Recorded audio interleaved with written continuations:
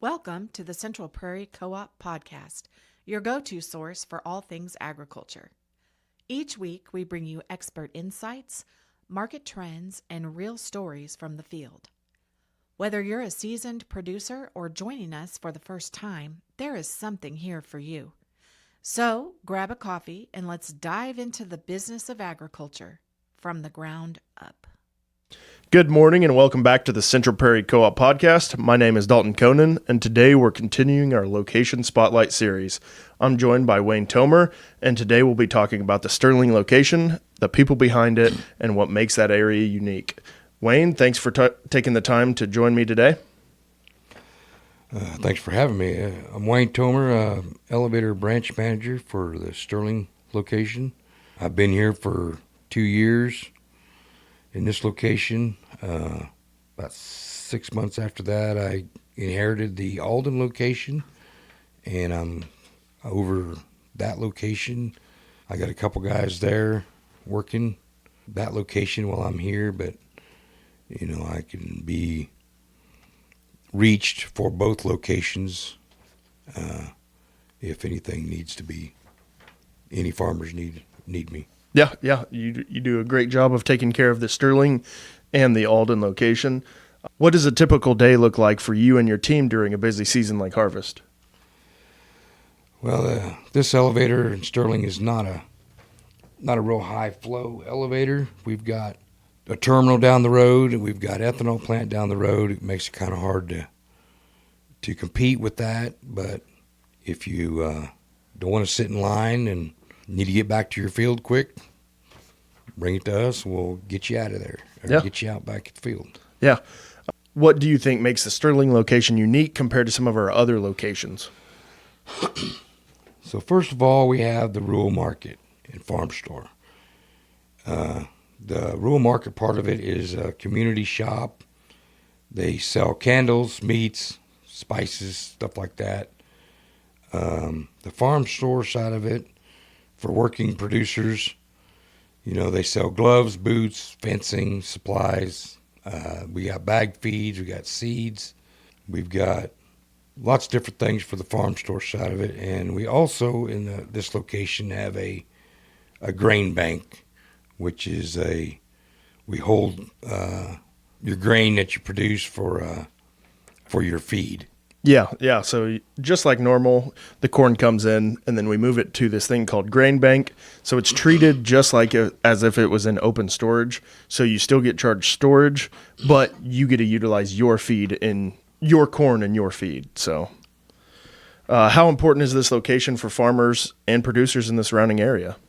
If you need to get back into the field quicker and you don't want to go to a terminal or the ethanol plant or whatever, it just makes it better for the producer to get back to where they need to be and get their products in. Yeah. What are some services that really help support our members?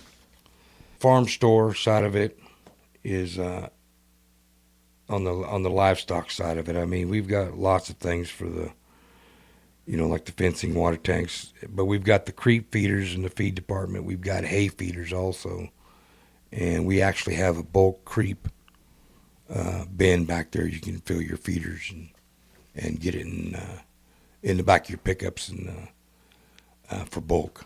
Yeah, and that's without even talking about right across the street is the Sterling station. So they also do tires and oil changes and anything else over there. So it's definitely one complete location. What's something you and your team take pride in when it comes to serving producers? Well, one thing we do is we unload the producer's truck. They don't have to get out of the truck and unload their truck. We do it for them, and we try to get it done in a timely manner, and we try to make sure that the producers get their hoppers closed so they don't have a problem in the field. Yeah, having that trust to make sure that hopper is closed is key during harvest. What's one thing you enjoy most about working with the producers in this area? Thing I enjoy the most is that aside from a terminal, or I used to work at a bigger co-op, and you just wasn't close to the farmer as much. It's kind of this Central Prairie is a family-oriented place. We kind of all work together. We deal with the farmers more face to face, and I really like that part of it. Yeah, and it definitely feels like more of a family environment over here at Sterling. Looking ahead, what are you excited about for the future of the Sterling location?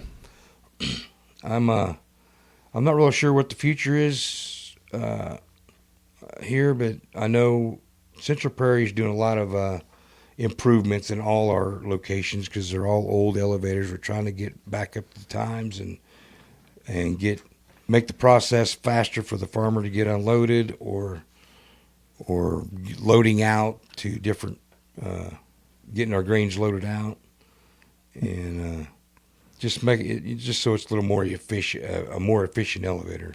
Yeah, I think as a whole, Central Prairie Co-op is really trending in the right direction, and we're going to be here for the future. Before we wrap up, is there anything else you'd like your listeners to know about the Sterling team or the community you serve? One thing is communication between farmers, producers, with me and my team. If there's anything we can do for you to make your experience in this when you come here in this location, profitable and a satisfying outcome. Yeah. Wayne, thanks again for joining us and giving us a closer look at what's happening in Sterling. We appreciate the work you and your team put in every day to support our members. And thank you to everyone listening to the Central Prairie Co-op podcast. Be sure to subscribe so you don't miss our next episode as we continue highlighting the people and locations that make our cooperative strong. Until next time, stay safe out there and have a great week. Thank you.